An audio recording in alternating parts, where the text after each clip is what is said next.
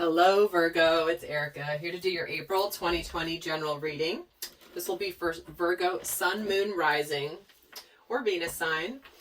And or if you have a lot of Virgo or a lot of Earth in your chart, this may resonate. And obviously, guys, it's general. Will not resonate for everybody. So you go check out the other videos that make up your chart. And we have big energies transitioned coming into April. We have Saturn that's just gone into Aquarius. We have Mars, the planet of the masculine energy and action, having also just moved into Aquarius. And we have Venus, the planet of love, that's moving into Gemini prior to retrograding in May on April 3rd. So guys, if you want to check out what's going on in the astrology, you're not going to be surprised that we're experiencing what we're experiencing on the world stage right now. And that's actually going to help you get more out of this reading. I will link them at the end of this video to make it easy for you guys to find. But I would definitely recommend checking those out. And the readings have been quite strong today. I have to tell you, this is my 6th reading. And Leo just lightened it up a little bit. So we'll see how things are here for you, Virgo. But let's get a major arcana for you here for the month. We get Reason. This is the Hierophant card. Okay. So spiritual lessons, big spiritual lesson coming in, questioning spirituality, maybe questioning religion, what this means. What does spirituality mean versus religion? Let's get a minor arcana card to see what this refers to for you as well. And we're getting the Seeker of Flames. That's the Knight of Wands. Sorry, the Page of Wands. This is news, guys. This is communication. This is some news. And the Seeker of Flames is seeking things. He's inquiring. He's trying to figure things out. And when we're getting Reason, what's going on spiritually? Let's get an oracle card here as well before I keep going. So what's the oracle card here for Virgo for April? And we have Dreamscape, Dreamwork, Subconscious, and Imagination.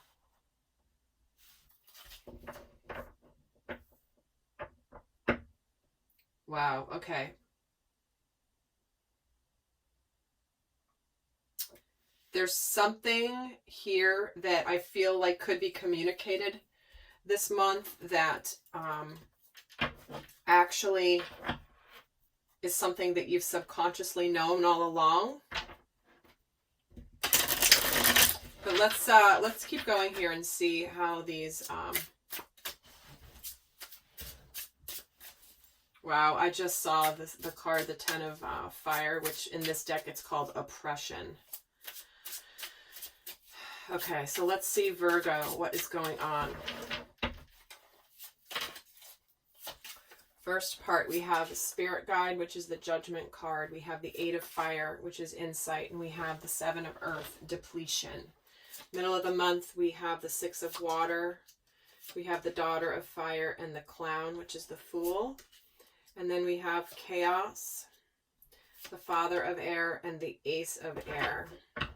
Bottom of the deck, we have the Seven of Water, which in this deck is called Excess.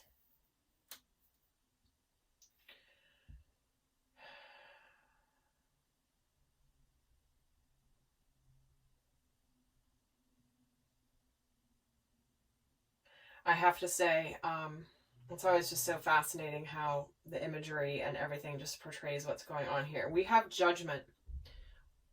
This is Judgment Day. Spiritually, what's the truth? At the beginning of the month, there may be some news. There may be some insights that you get, some communication that comes in about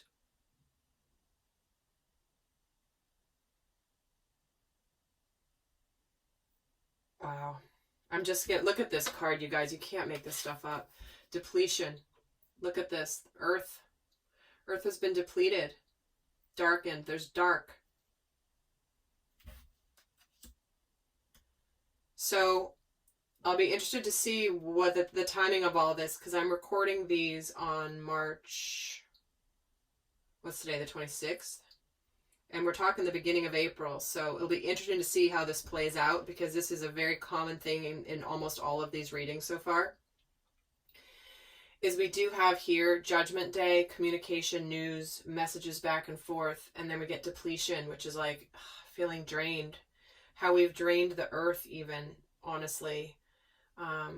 How there's things that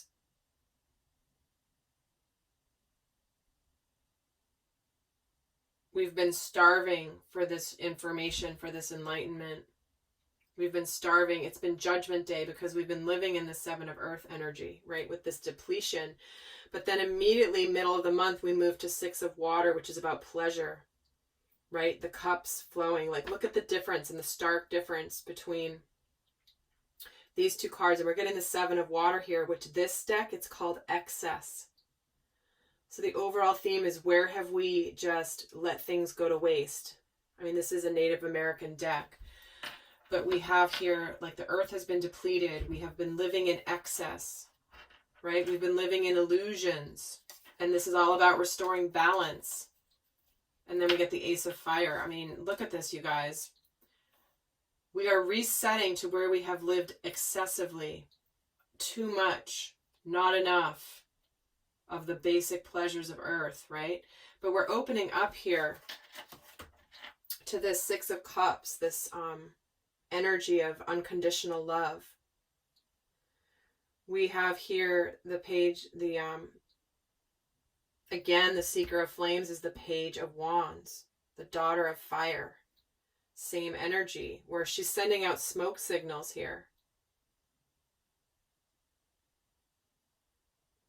She's communicating from a distance.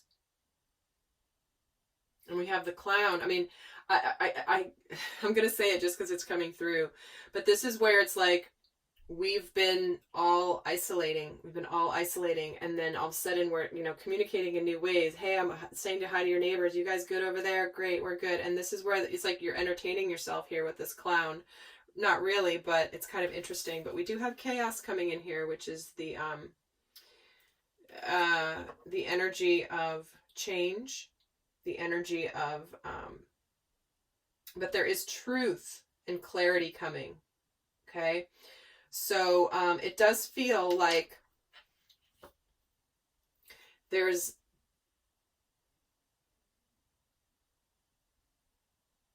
a big message here of starting to embark on a new journey, but then there being some changes that are required. Some things do need, this is unfortunately a forest fire in this image, but what it represents is where some things, in order to be birthed anew, some things need to be destroyed, not the horse, of course, but just that there is going to be, with embarking on this new journey, a little bit of confusion when the physical world changes.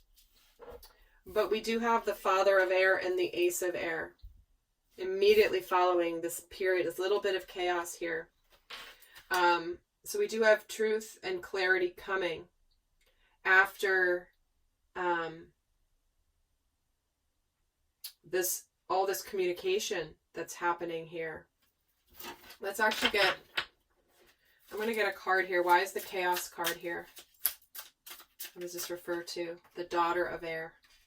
So again, it does feel, the Daughter of Air is the Page of Swords. She's got her eyes closed. And this Page of Swords, I believe, has come out in every single reading. And typically I just do the 9 cards here. Unless I have to clarify 1 or 2, but it's come out in every reading, which is where we'd prefer. I keep, like, a clown, he's wearing a mask, right? He's wearing a mask. He's kind of making a joke about it. It could be that the communication that comes in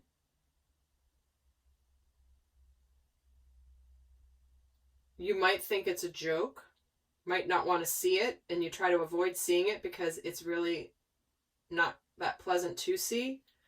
But there is clarity and and victory here. Let me see why the Ace of Air is here. Integration. See, that's the Temperance card. So there is, again, common theme for everybody here. There's going to be some time here for you, Virgo, where you might need to suddenly see the truth, be clear, and start to integrate this new information. Integrate the new information. That at first you might sort of just be like, would prefer not to see. You'd like to run away from it and escape it, but you can't escape the truth. And it's going to take a bit of time to integrate this information, to weave it into a brand new, beautiful tapestry. Let's get the guidance for month one. Sorry, not month one, the first part of the month. We're getting your hard work is paying off. Guidance for the middle of the month, we have a win-win outcome as forecast. So balance coming in. So we're getting a new moon, which is, there's a new earth coming, right? Where we have depleted, we've been in excess. We're starting to see the fruits of our labor. We're starting to see things that maybe we've worked towards, that, and the greater good has worked towards, but maybe haven't seen the evidence of it yet. But we do see balance being restored and a win-win outcome is forecast. That means it's going to work out for the best for everybody. Okay? And let's see what the guidance is for this next part. Your dreams need a practical plan. All right? So what we're getting here is the changes we're going to make, how our lives are going to be different, how to actually make our new reality happen. It's like, you know, we may connect with what we're really passionate about and what we really love during this time, but then this is about how do we actually go and do it. All right, Virgo, I hope that was helpful. I do send you the best, and until next time, bye.